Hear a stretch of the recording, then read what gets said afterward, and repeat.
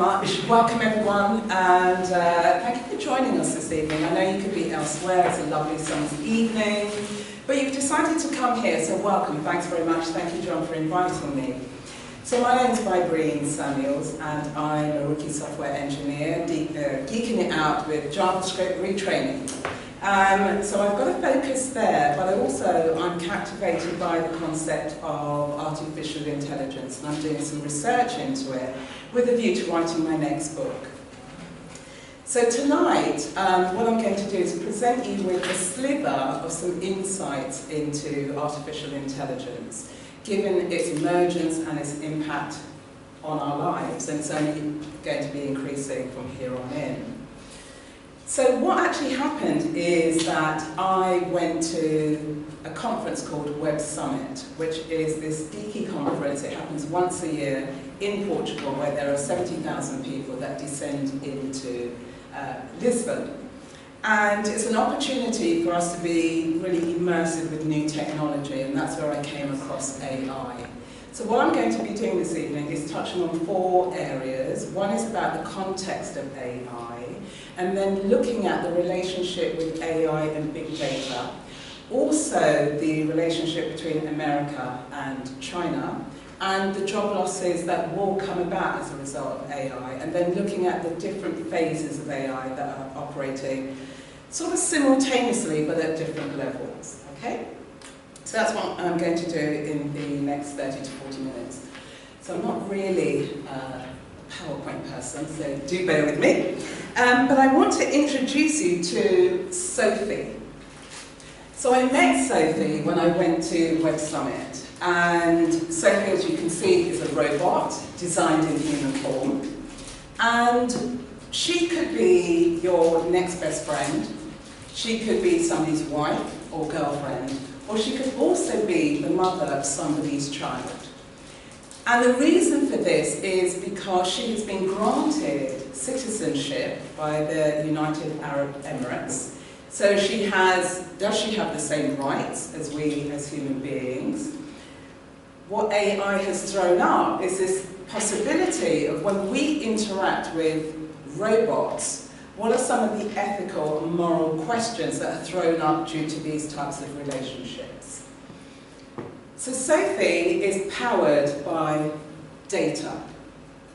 And so when she was at Web Summit, she was talking like us, behaving like us, and the only distinction at this moment in time is that she can't emote. And that's one of the things that distinguishes us as humans in comparison to robots. The other thing that caught my imagination was this sense of flying cars. Now, I don't even drive, I'm not interested in cars whatsoever. But at Web Summit, I heard this concept of flying cars. Now, I love an airport, I love to fly, and Uber, as well as Google, are designing flying cars. And it was like the collision of these two concepts. We've got, robots now, which we're seeing, behaving like us as human beings, and this concept of flying cars, for me, it kind of captured my imagination as to what is it that's driving the development of all of this, and that's where I came into contact with artificial intelligence. Now, the reason why it can be quite useful for every single one of us who, is an ordinary layperson to really begin to understand artificial intelligence and new technology is because we're literally living in a technologically driven world that's only going to increase. Now, going back to the year 2000, the OECD, which is the Organisation for Economic Cooperation and Development, they published this report around adult education, because there was this recognition that if we don't upskill ourselves to take account of, participate within a technologically driven world, then the divide between those who can and those who can't is only going to grow wider, because we're now living in a world where you have digital natives. So for those of you who are millennials, you're used to technology, you were breastfed on technology. Then there's people like me who remember life way before Thatcher and grew up as a Luddite. I'm still a bit of a Luddite, but I'm also quite geeky. And so you've got these two camps, in a sense, that are trying to operate in this technologically driven world. And if there's one thing that you take away from me is that if you can find a way to actually disrupt yourself. Okay, somebody has tried to come in. The key thing that I'm going to invite you to take away is how can you find ways to literally regenerate your life? How can you transform your life? Because the world that we're entering into is requiring all of us to rethink our positions. There's a possibility where you can think of you no longer have to work. Leisure is taken care of. Your basic needs are taken care of in terms of your housing, your food, your clothing and everything. We're moving towards a society and a culture whereby this could all be removed, and if this is all removed, what are you then left with? What are you then left with if, for example, you lose your job and you're not up to speed with the kind of things that are going on with technology? So the one thing, as I say, if you take anything away from me, is this question, how can I disrupt myself? What is it that I need to do to begin to reposition myself in this coming era that's already here, but it's already beginning to advance? There's a couple of books I'm going to recommend. One is called Choose Yourself, written by James Altucher. Now, James is quite prolific, writer, entrepreneur, and he's written this book called Choose Yourself, which is really about the road to self-inquiry. And it's a possibility of how you begin to examine your skills, your attributes, who you are, so you can start thinking of how can you repurpose and repackage yourself. There's another book called The Seat of the Soul by Gary Zukav. And this book, there's a quote in it where it's how do you align the energy of your personality so that it lines up with the direction of your soul.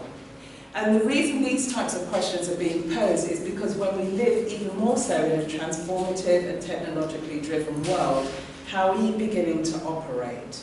And then the last book I'm going to recommend is called The Answer Is You, and that's by Michael Beckwith. And the answer is you is really, we are the answer that the technological world is waiting for us to catch up with. So if there's anything to take away, bear in mind, from tomorrow, how can I begin disrupting myself? Because the world as we know it now, and the world as it's transitioning, is very different. So Sophie and flying cars is what brought me into AI. I'm doing some research at the moment with a view to writing my next book. So let's step into where does AI actually fit within all of this. So what is AI? AI essentially is AI are algorithms. Algorithms namely being code. They are pieces of code that are written, that are fed into computers with the idea that how can computers replicate who we are as human beings. As I said, the distinction at the moment is that they can't emote in the way that we do. But actually, they're replicating themselves in ways that is very similar to the way that we operate. And when we think of AI, it needs to be situated within the context of the industrial revolutions that have taken place so far. So we had our first one in 1760, where there was the introduction of iron and textiles, and then in 1870, there was the introduction of electricity and the phone. Then in 1969, there was really the shift away from the analog world into the world of ICT, into the world of the internet and micro electronics. And then here we are, fast forward in the, we're now in the 21st century, where we really have this exploration. We're inside the fourth industrial revolution, which is driven by smart gadgets, smart technology. And so we need to also think about that alongside, hi, welcome. We need to think about these different revolutions alongside the development of Web 1.0, Web 2.0, and Web 3.0. So when we think about Web 1.0, that was about connectivity. Think of Google. Google's value proposition was, how do we bring the world's library into one area that allows people from right around the world to access its information? So we all know that Google is the the #1 search engine. It was all about connectivity. Then we moved to Web 2.0. Web 2.0 was the introduction of social media. So if we think about Facebook, Facebook's value proposition was, how do friends begin to connect with each other in meaningful ways by sharing photographs and quotes and writing comments and likes? That was another way that we could begin to connect with each other. We've now moved to Web 3.0, and Web 3.0 is where we're bringing the offline world and the online world together, and they're being driven by these new technologies. And so some of the new technologies, which a lot of them are underpinned by artificial intelligence, include, for example, blockchain. So blockchain is a distributed ledger. So just imagine, here we are in Moorgate East, and we want to do business with somebody in New Zealand. We don't know them. But we're going to transact with them. And the reason why we can transact with them is because with blockchain, all of the transactions are documented in a way that they become irrefutable. So what blockchain does, it builds trust within a trustless environment. And as a result of that, because the information can't be changed, that's how trust is actually built within it. Blockchain is quite powerful because it does actually have the potential to disrupt governments. It could literally take out third parties, any type of intermediary that stops you and I from connecting on a one-to-one. Blockchain is going to disrupt that. There are 3 types of blockchain. You have public blockchain, which means anybody, anywhere in the world can come together, transact, write whatever we want to write, share whatever we want to share, and that's documented. Then there's permissioned blockchain. Just imagine all of us here in the room. Let's say myself and the 3 other people here, we have access to a certain amount of data. Then the 2 people at the back, they have a different level of access, and then everybody over here has another level of access. So it's like a staggered way of interacting on this platform. And then there's private blockchain. And private blockchain, just imagine, here we are, we all work within a supply chain. So we're familiar with each other. We buy and sell from each other. We produce things together. So it tends to be a smaller group who come together, and these are where the transactions take place. All of this is powered by AI. Another form is whereby we have IoT. So IoT is the Internet of Things. Here again is bringing the offline world and the online world together. And so what happens is, what you're trying to do is to find ways whereby you're gathering data. Anything to do with AI is built upon data. So you're gathering this data, and the way that you gather it are through sensors. So if I stick with the car, even though I don't drive, imagine you have a car, it has sensors fitted within the car. You can then work out, okay, how fast is the car going? Does the oil need changing? Do the tyres need changing? Is it too hot in here? You know, is there any kind of improvements and upgrades that need to be done on the car? All of this information is gathered by sensors. The information then is sent back to the manufacturer. The manufacturer then can make real-time changes to any given product. So that's the IoT. Then you have something like 4D printing, staying with the car again. 4D printing, you're driving your car, the car gets into an accident, and then the car can regenerate itself because the materials it's built with is made from 4D materials. And so all of this is powered by artificial intelligence. So what's the best way to describe it?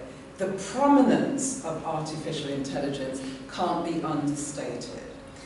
So as I said, this is like the industrial revolution that we're in, and it's only going to grow.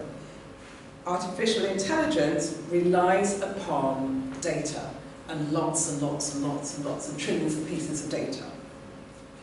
It also relies on quantum computing, meaning that there's fast enough computer processes that's able to translate and transform all of this information. But it's the data that really drives it. And so if I step you back in terms of the world of artificial intelligence and where it started, it initially came from the study of philosophy, then moved into computer sciences. And we really need to go back to the mid-50s in America, where you had research scientists and you had engineers and you had like the real geeks who were working out, they were theorizing around creating a world whereby, well, how can we design computers that then replicates who we are as human beings? So there were two camps going on at the time. You had the camp about real, feeding computers real data, real pieces of information that was actually based upon who we are as human beings. So, just imagine the knowledge base that exists within each and every one of us. That had its limitations because then computers could only literally do what we can do. And it's like, well, There was another group who were challenging that and thinking, well, I don't know, that sounds a bit limiting because as human beings we know what we know, but we don't know what we don't know what we don't know. And that's where the excitement was. And so there was another shift, and the shift was towards, I wonder if we begin to feed computers different imagery. So it could be photos, it could be videos, it could be audio, it could be documentation, it could be anything that's being created that will then feed this computer. And the distinction between the old world and the new world of AI is that by the feeding of the data, it then places the responsibility on the computer to interpret the imagery and everything that it builds that is drawn towards it, which then led to computers teaching themselves how to learn. And it's in the teaching themselves how to learn is where the power of AI really skyrocketed, because then scientists were able to recognize if computers can actually teach themselves to learn, they know they have a bigger capacity than what we do as human beings, and as a result of that, they then have the potential to solve real-world problems. And that's why it's so powerful that AI is built, it's generated, it's guided by so much data. And so here we are in the 21st century, so reliant on data. And there are two schools of thought. We have the American way of doing things. As I said, America was the age of discovery. They discovered, they theorized, they philosophized about AI. And then there's another universe, and the universe is China. So there is, supposedly, a parallel universe going on. And this parallel universe is literally between America and China. Now, the rest of the world does exist, but when we're actually looking at artificial intelligence, then they really are worlds apart. So as I mentioned, America is about the age of discovery, whereas China is the age of implementation. It's very, very different. And the environments in which artificial intelligence, as well as entrepreneurism, is catered for is very, very different. So let's take, for example, the mission-driven approach by America. Think of Microsoft. So when Bill Gates came up with the idea, there he was thinking he wants to build a computer. And his mission was to have a computer on every single desk, in every single home, in every single office, you name it, wherever we were, wherever we were going to be. That's exactly the vision that Bill Gates had. Very Western and very American. Let's create this grand vision of what the world can look like and feel like. In terms of government intervention, they're very much hands-off. Let entrepreneurs go off and do their thing. China is very, very different. It comes to development, it comes to AI, and it comes to entrepreneurism from the point of view, it's market-driven. Now, China has something that propels them in a way that is going to take the rest of the world to catch up. Because China has really caught on to and has implemented this whole concept of data. They have 1.3 billion people, roughly about that number of people, living in their country. They have an app called WeChat. Now this app called WeChat literally has data of 700 million people inside this one app. Just imagine, you know, here we are in the West and we have our Facebooks and we've got our Twitter and we've got Instagram and then we've got LinkedIn and then we've got WhatsApp and we've got everything else. So over here in the West we tend to have, you know, anywhere between 5 and 10 utility type of apps that help us function on a day-to-day basis. Whereas in China, they have more apps, but they've got one very powerful app called WeChat. Now just imagine, there's a woman, her name's Makeda, she now wants to book an appointment, she wants to go and have a massage, she's going to book to have her hair relocked, she's going to book theatre tickets, she's going on holiday, she wants to go to the doctors. Every single transaction, just imagine your daily transaction, every single transaction is pushed through WeChat. And so that has given Chinese entrepreneurs a sensational advantage. Because if you take a company like WeChat, they really have implemented this idea of an inch wide and a mile deep. And they have miles and miles and miles of data on each and every one of their citizens that's on it, and there's 700 million. You know, you can't really fathom what that actually means. But if you compare it to the UK, we've got 70,000 people that live here, you know, a pinhead. If you compare it to America, there are 300 million people in America, but as I said, there are a swathe of different apps that operate in a way that WeChat does. Also, environmentally, what you have, a real gladiatorial type of entrepreneurs. I was in China about 12 years ago, in Beijing and Shanghai, and you could literally feel the fire in people's belly. I loved it. You could feel the energy, I wouldn't even call it passion, but it's like people were hustling in a way to create a new future, and you could feel it. They've taken that energy and really poured it into the development of super companies that we in the West don't really know about. So we know about in the West, we know about Google, we know about Facebook, Amazon, Microsoft, Apple. And they happen to be 5 of the giant tech companies that's running the world. And really at the end of the day, there are probably about 10 companies right across the world that's driving AI. The ones in China, I've mentioned WeChat, there's Baidu, there's Tencent, there's Alibaba, there's a phenomenal company called ByteDance.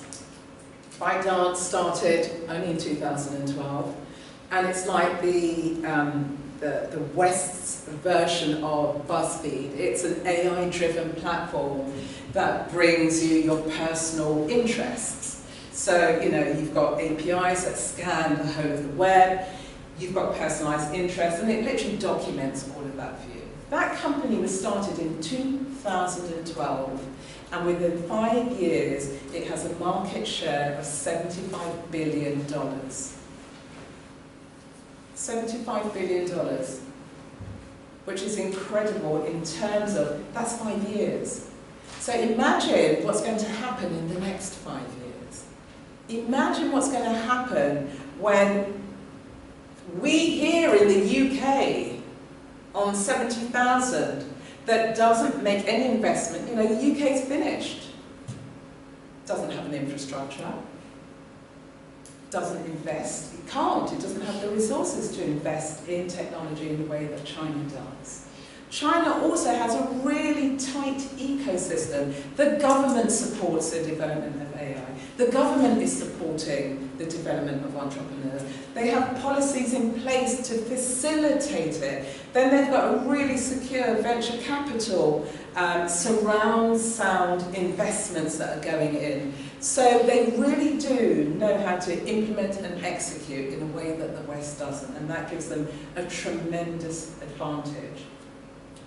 That's not to say that we in the West aren't doing anything. It's the distinction is, In the West, we're more about the research type of thing. So you've got other countries, you've got Canada, you've got France, you've got the UK, that really, have led some way in terms of the development of AI, but nothing in comparison. Now, China used to be called the copycats. They went around the world copying people.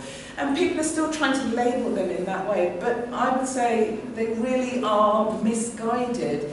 Given what's happening, China now has so much data, it's already got a very clear target audience of at least 700 million people.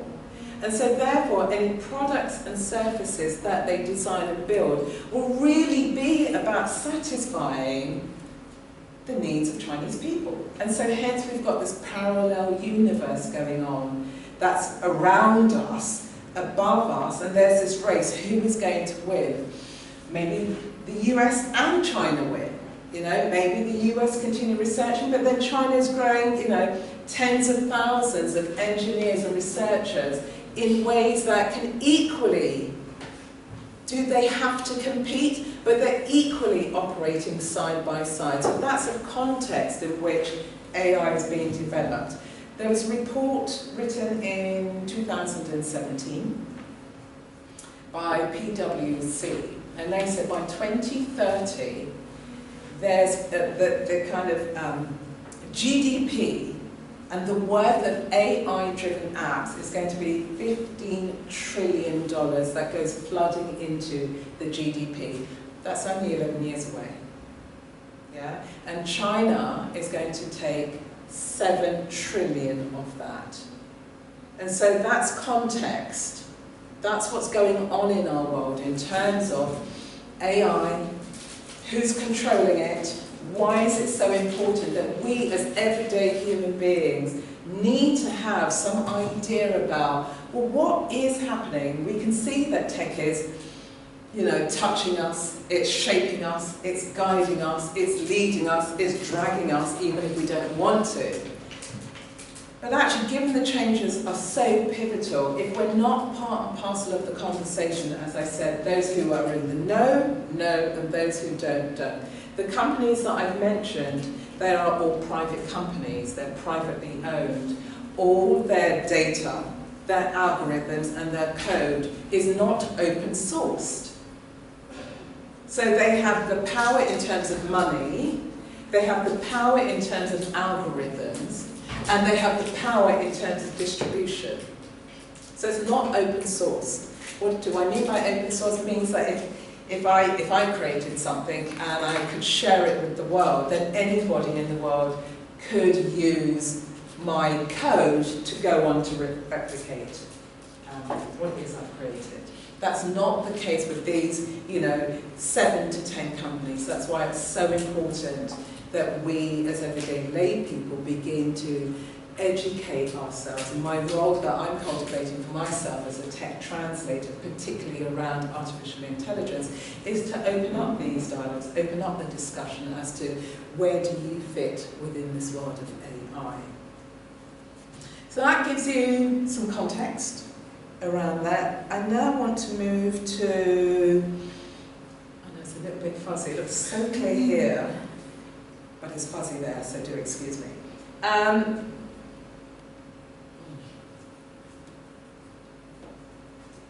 So you've got 4 types of waves or phases of AI. So you have internet AI, business AI, perception AI, and autonomous AI. So internet AI we're already familiar with. We know it. We use it every single day. Every time you go onto Amazon, you don't go to browse on Amazon, you go to buy something specific on Amazon. You go on Amazon, you click away, you buy what you buy, and just before you're about to leave, there's a little notice, and it comes and it says, oh, people who bought this have also bought this, this, and this. And you'll think, oh, okay, fine. You sign up, you come away, you go back in. Then they've got a trail. They know you've bought X, Y, and Z, so anything else you buy, people who bought this item have also gone on to buy X, Y, and Z. That's an example of internet AI. It's where the algorithms are combing through and picking up our choices, picking up the breadcrumbs, picking up our footprint as we move around the net. Let's think of YouTube. You go onto YouTube, you see something, you watch it for a minute, you come off, you watch something else for half an hour, 20 minutes, however long you're on there. The next time you go on there, recommended, it's on the right-hand side. New, this is new. And you think, oh, why do they know? How do they know that I'd be interested in this type of, content? Again, this is Internet AI, and it's following us around. You go onto Facebook, and you might have Googled something, and then you go onto Facebook, and you think, well, hold on a minute, I Googled that not that long ago, how comes it's showing up on my feed in Facebook? These are ways of Internet AI. It's been around, for as long as we've had Facebook and Amazon. So a good few years. We're already familiar. What's also overlaying that is business AI. So business AI, we're looking here at, let's say, the NHS, or any type of business. And what they do is that they're gathering data with a view to improving their business processes. How do they make their businesses better, their organisations better? How do they create better customer experiences? So just think, you go to the doctor, you have an ailment, you get diagnosed, you might have a treatment plan, all of this is documented. And so that could be, well, how long did this person actually take to recover using this particular drug as opposed to that particular drug? They're collecting data on every single one of us. Earlier this year, in January, the NHS published its health report, which is outlining the direction it's moving in for the next, I think at least the next decade. And what in that report, they're talking about the transformation, the technological transformations that are being introduced into the NHS. And the NHS is really like the last bastion of organisations. It really needs overhauling, and there's a recognition of that. And hence why they're pumping a lot of money in upgrading the way we're interacting with the NHS. So what's going to happen is that they're going to start having, video appointments with your doctor. You may not see your doctor as often as you would like. A lot of services are going to be outsourced into community environments. So if they're coming into community environments, you'll have different service providers who are then managing it all. And so therefore there's a greater responsibility on all of us to become more conversant with technology, because the solutions we may be looking for, we can't be solely reliant on our doctors, and so the NHS has recognised this. Let's go back to the good old days of wanting a loan from your bank manager. So, 10 years ago you'd have a bank manager, you'd go in, you'd discuss your loan, your bank manager, you'd have a bit of a history with him or her, they'd look at your account, yes, no, maybe, not sure. Nowadays, if you want a bank loan, you don't go through a bank manager. What you do is you apply online, and algorithms decide, literally within a minute, whether you get the loan or whether you don't get the loan. So the way that businesses are developing, they're looking at ways in terms of how do they improve their business processes. And on the basis of the improvement, that's going to drive efficiency, and then efficiency is equally going to drive the bottom line, which is money. So there are changes that are being brought on by the business sector. Then we have perception AI, and here we have this convergence of the online world and the offline world. I mentioned to you about IoT, the Internet of Things, how we bring these worlds together. So we go back to China, given that they're doing so many, innovative things. So let's take, I'm a vegan, but Kentucky Fried Chicken. That's one of the areas that they're trialing it in. You can go into Kentucky Fried Chicken, you can just walk in, facial recognition technology scans you, let's say, what's your name? Jo. So they scan Jo, she walks in and she can't wait to get her basket of chicken. But they just scan her face. Yeah, she's got WeChat on her phone. She's got WeChat on her phone. She goes in, she places her order, she goes to the end of the counter, she collects it and she walks out. No money is exchanged because money is taken directly from her WeChat account. Or she might have Alipay on there. But it's this direct swiping and taking of information. So you can place orders just using your face. or it could be voice recognition. This has all been trialled in China. I just want to go back to business AI. I just remembered something. They've got something called sentencing assistance. So the legal world is being changed by AI. So at the moment, what they're trialling is a sense of sentencing assistants who help judges.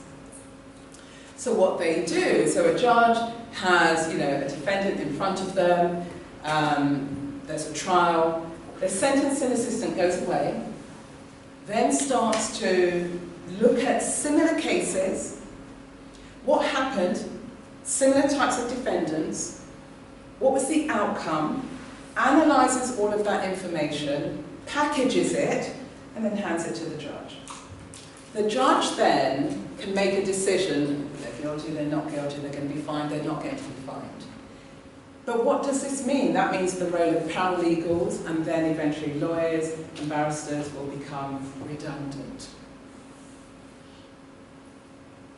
If we think about what's going on in the world of education, so education, just imagine you're at school, you're at university, the new classroom looks like this. You'll have students here, they could be in Sweden, they could be in Jamaica, they could be in Guatemala, they could be anywhere in the world, studying history, for example.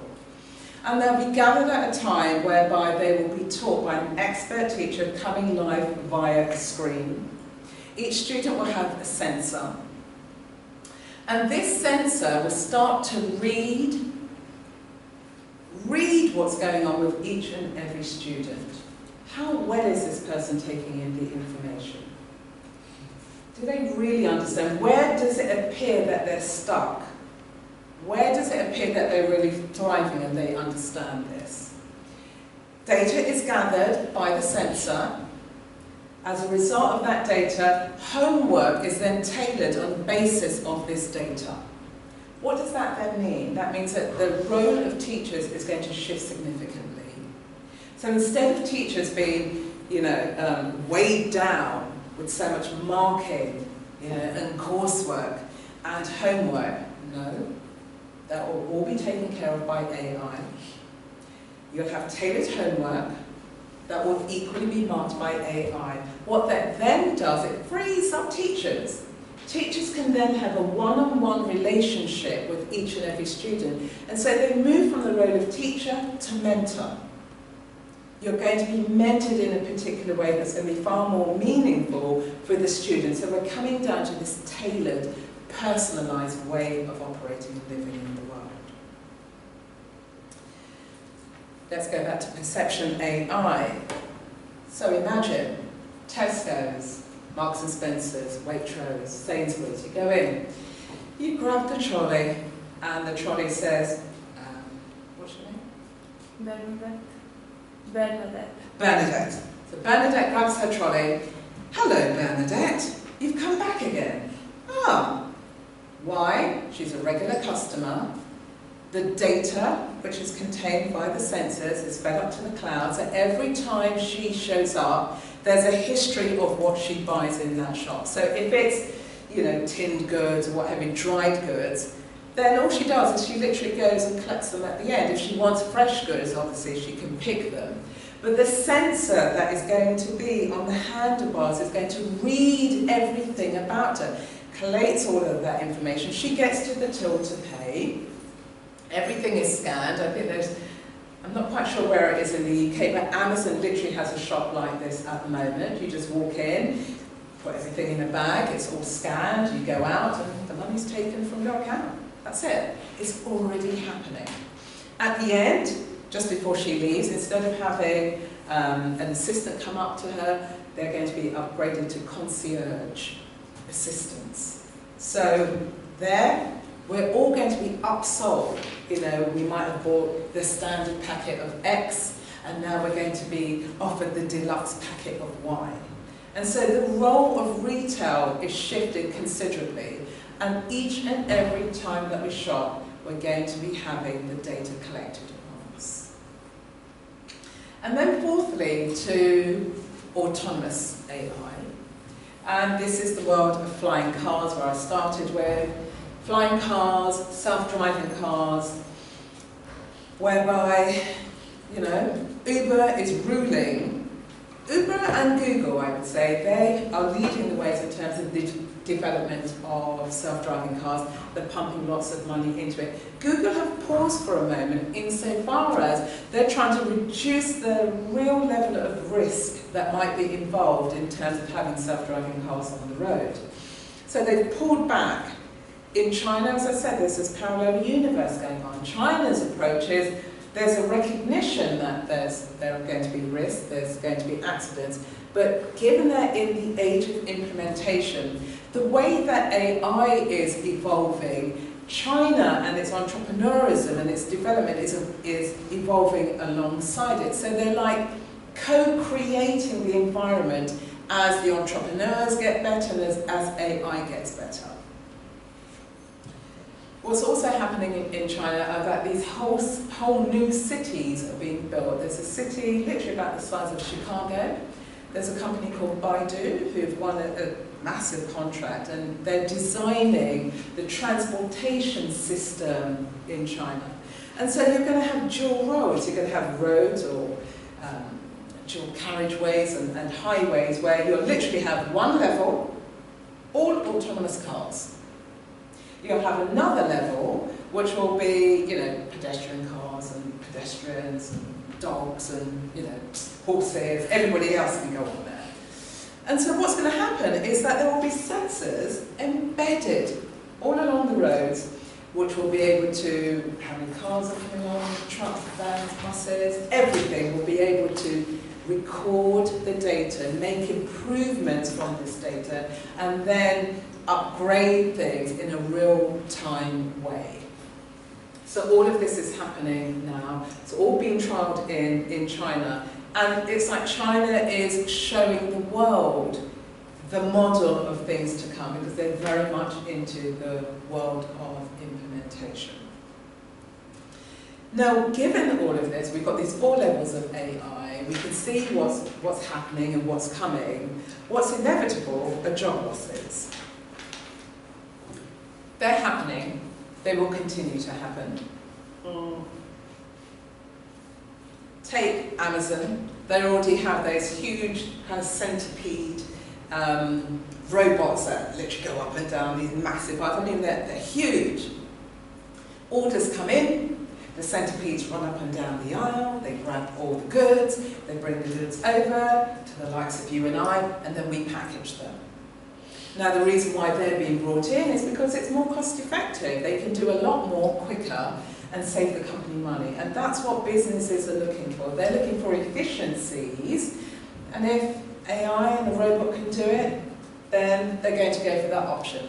The other side of that, though, is what's going to happen to people whose jobs have been taken away. And the types of jobs that will be taken away, it's going to affect every single sector. So whether you're a writer, at the last Olympics there were AI robots that literally wrote reports after every event within a minute or so. So it's disrupted the media business already.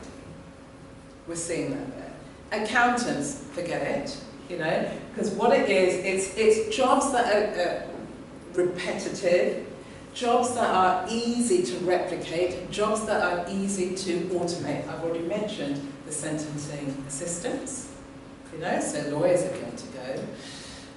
Uber drivers, truck drivers, everybody's going to be affected because of the efficiencies. It then throws up questions. Who's going to be responsible for the education of ex-employees? Is that the role of the government? Is that the role of the company? Is that the role of the individual? Is it a triumvirate approach that's going to be taken?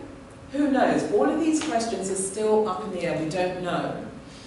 But what's important is that you need to have some idea in terms of where are you positioning yourself within all of this. What tends to happen is once we leave school, college, university, we tend to shut the door on education, and that was it. We could have had a horrifying time during education, or it could be, you know, I don't want to go down that road anymore.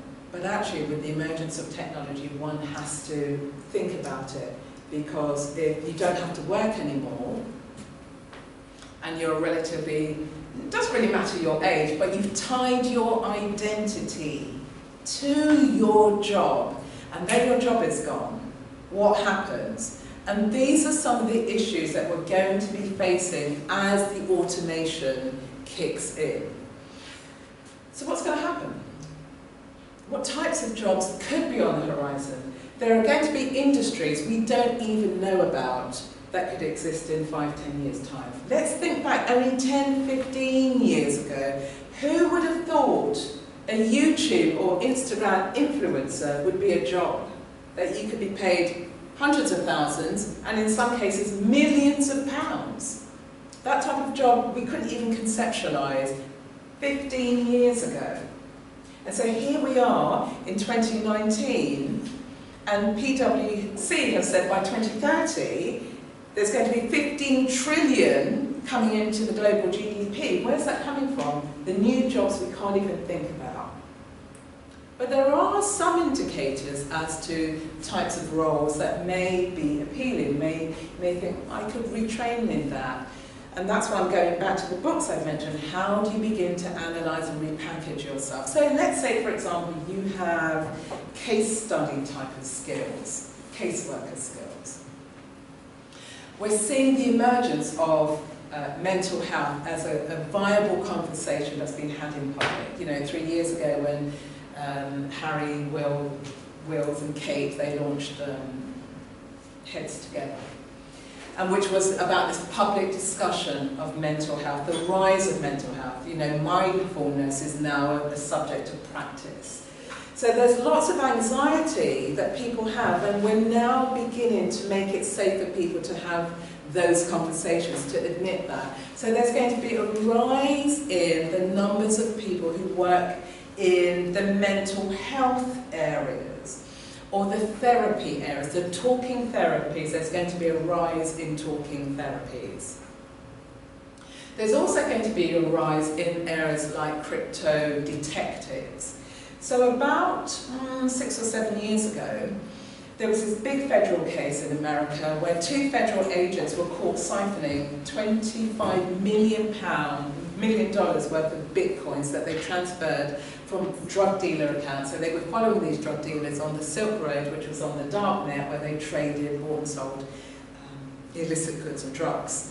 These 2 Fed agents got really greedy, started to siphon off the money, but they didn't realise the power of new technology, blockchain and AI, that all of the Bitcoin was documented on the blockchain, so it then became irrefutable as to where it came from.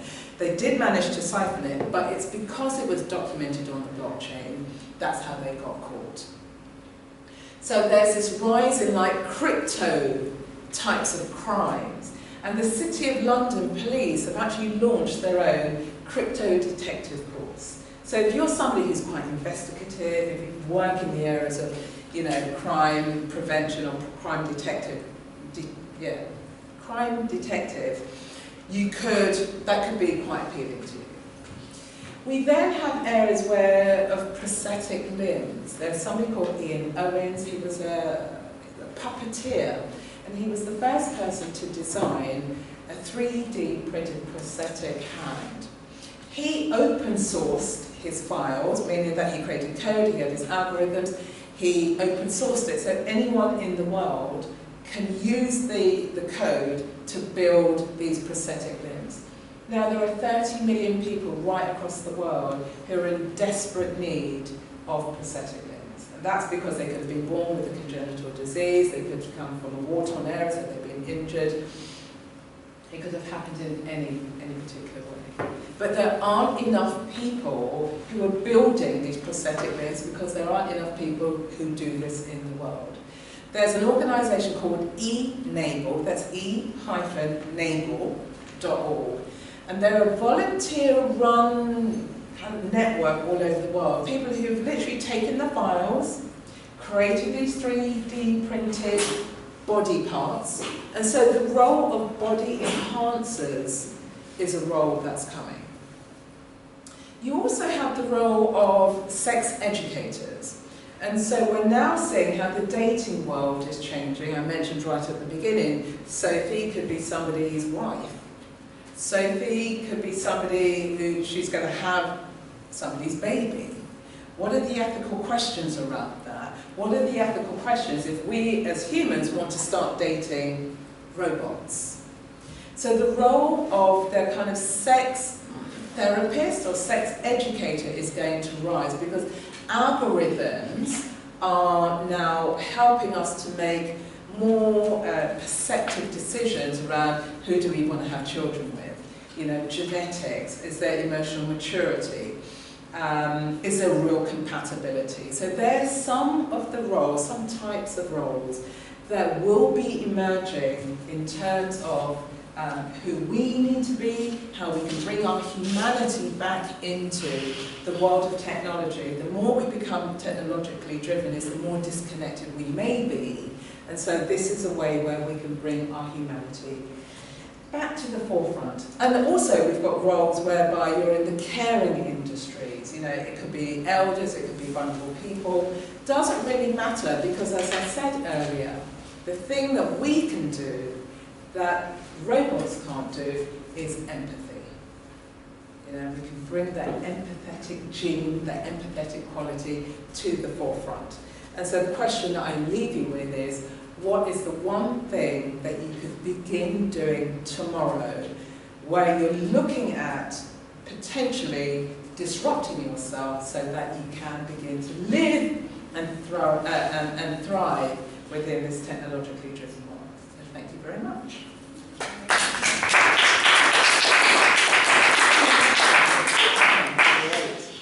Any questions?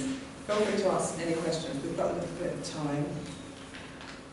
Yes. I was wondering, like, if everything's going to be scanned and all these dates going to be given, then it's probably just the first time I might go to grocery shopping that I'm going to actually experiment and make my own decisions.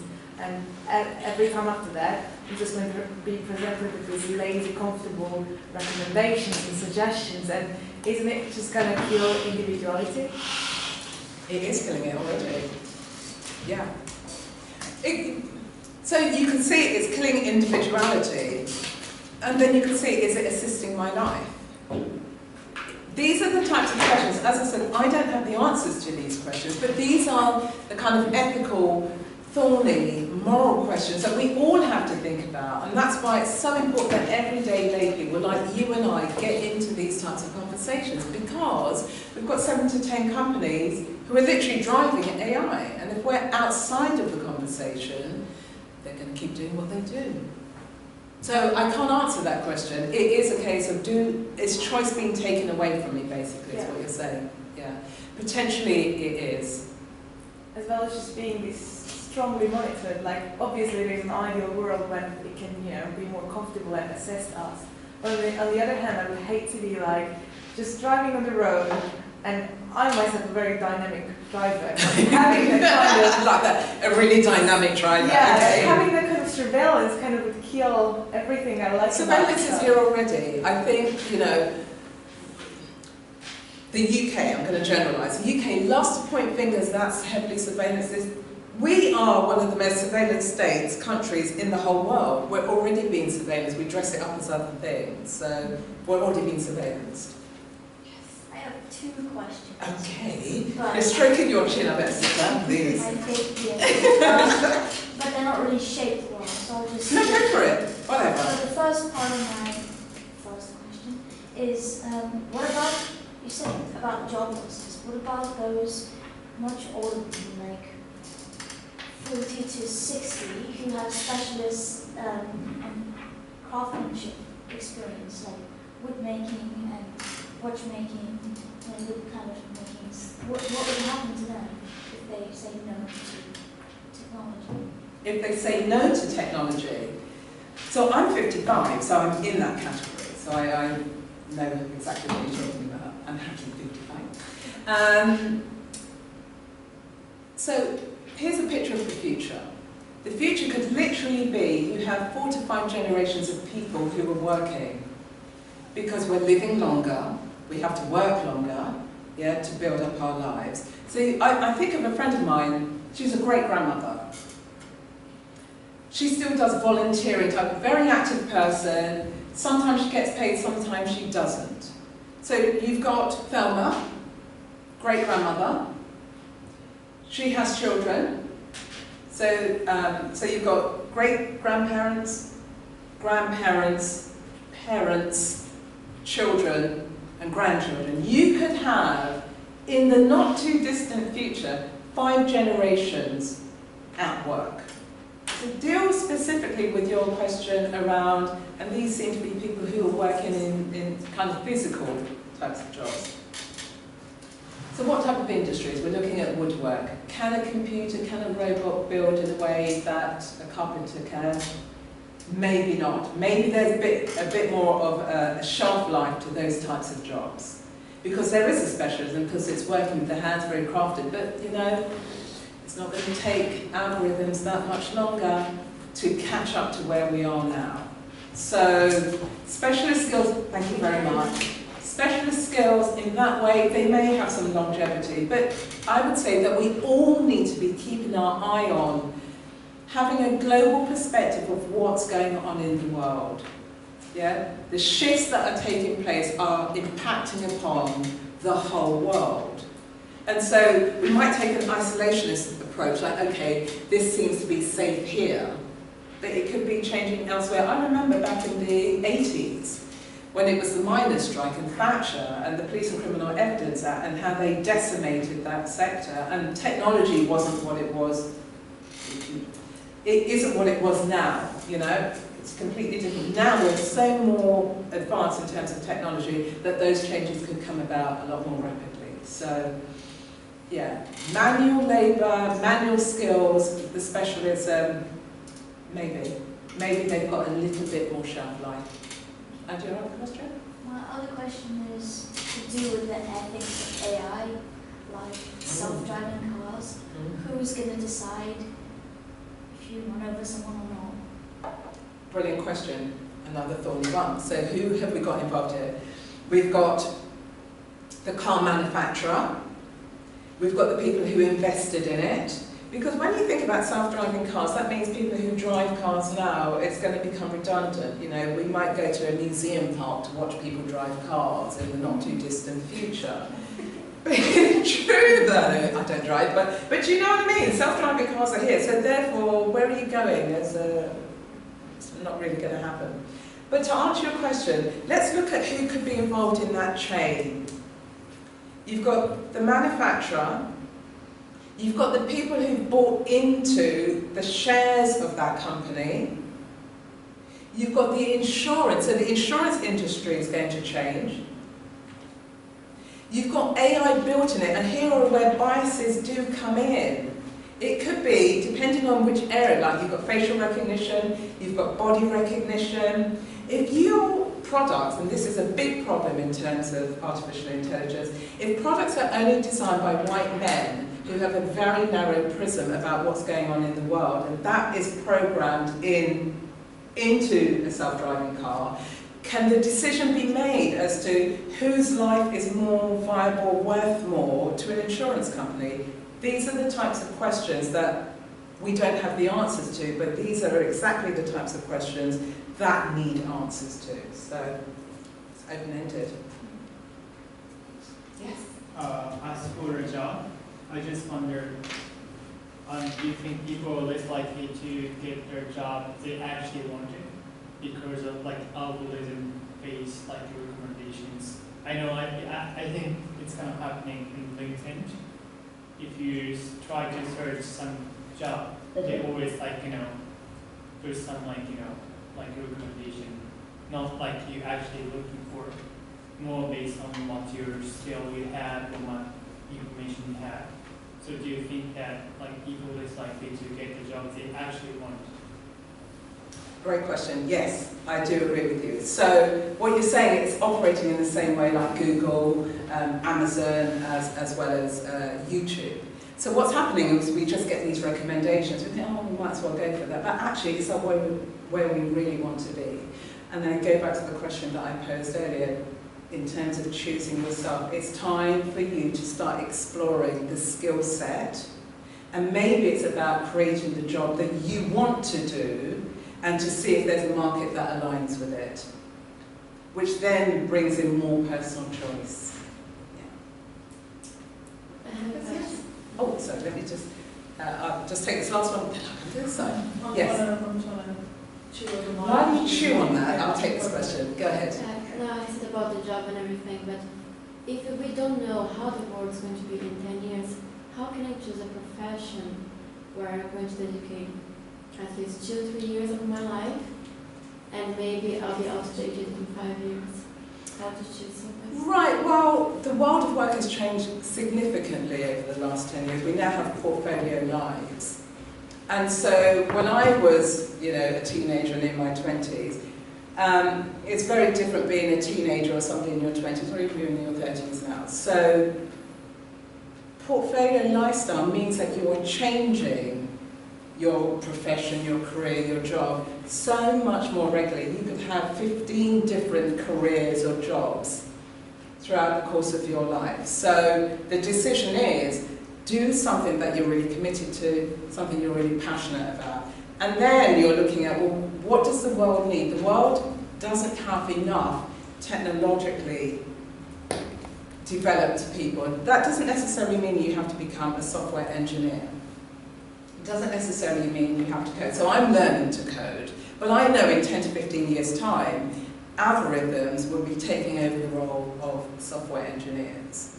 So I think it's more about, if you're looking at the arc of your career, what are the things that you're really passionate about, and can you pursue and build a world around those things? Because if you're getting down the traditional route, those industries are closing very fast.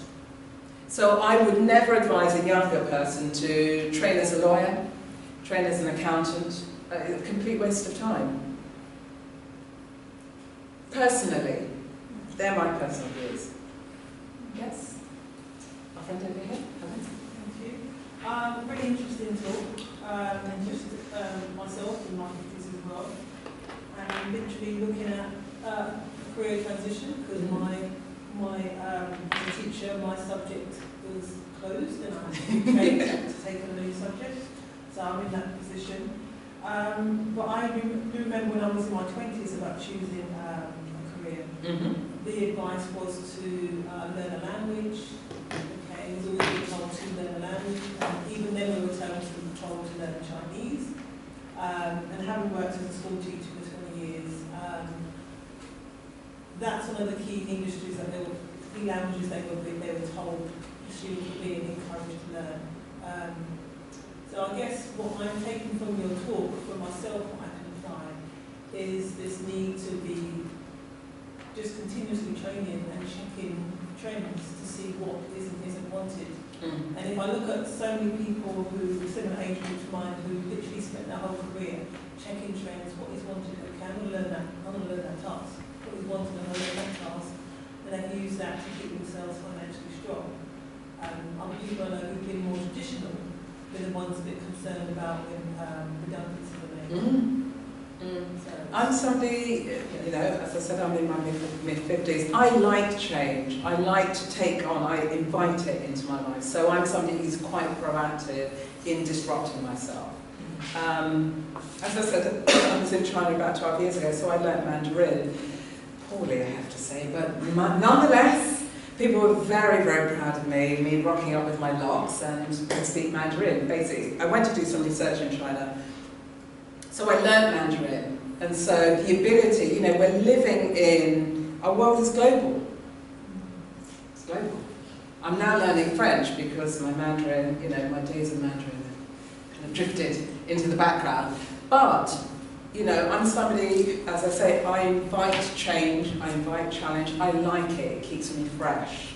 And I operate in this way, I'm part astrologer, part geek, part writer, do you know what I mean? That really fuels me. And I think the more one understands themselves, they can then begin to reposition themselves. But I do take your point, those people who, you know, have only done this, you know, I trained as a lawyer back in the day, and there were people like, I could never do anything else. Why not? You know, why not? You know, because what comes with it is the prestige and the this and the that. Well, you know, there's a sentencing assistant round the corner that's actually been trialled in China, which means it's going to be replicated around the world. So the thing is, how open are you to change? How open are you to having the growth mindset? Because that's what's required if you want to participate in the digital transformation agenda. Any other questions? I was just going to ask if you could repeat the book. Yes, so the book title, Choose Yourself, by James Altucher, Altuscher.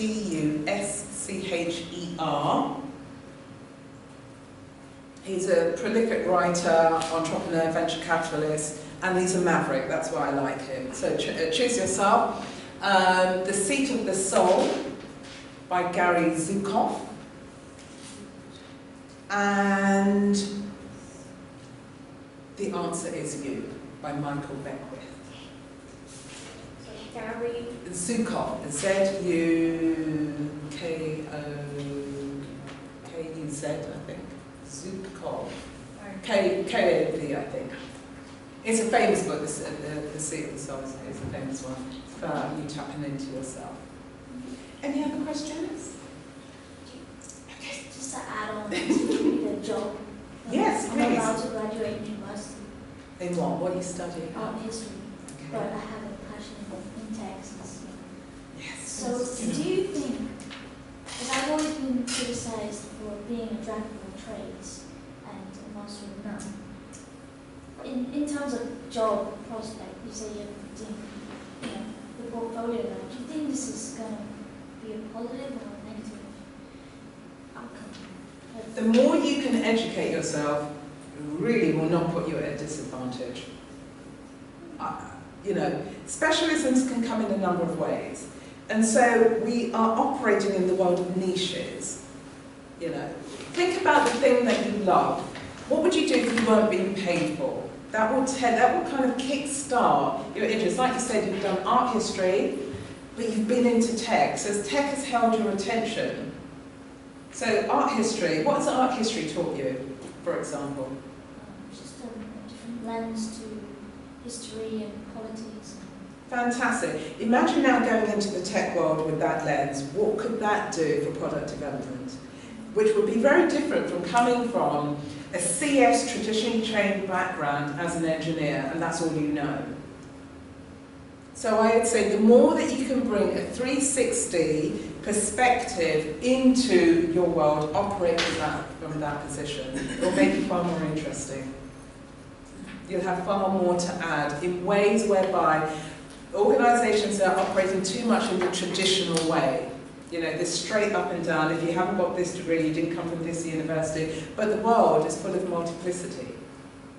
How is it responding to the need of the world? Because as consumers, we are technologically driven, we're digitally literate, whereas companies are not.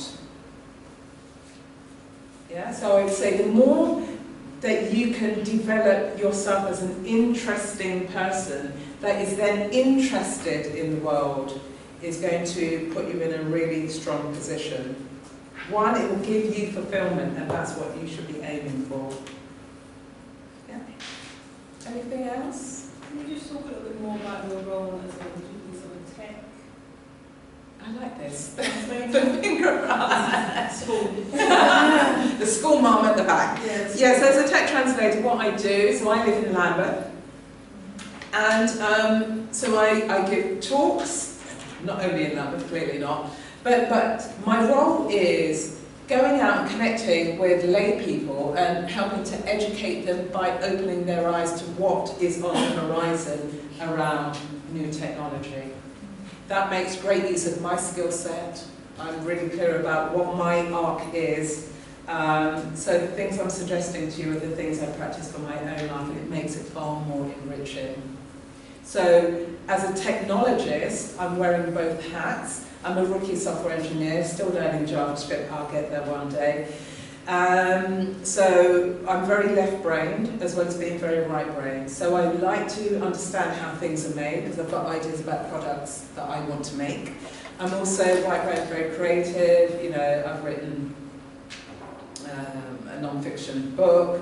I've written a business book. I've written a creative book. I've done TV pilots. I've done, you know. So I like to use both parts of my brain and then find ways where I can synergize where I need to. The astrology is all about emotional intelligence, so that's where I start. And then just move out into the world from that point of view. So, yeah, that's my name. Anything else? Are you sure? Fantastic. Thank you so much for coming. Thank you.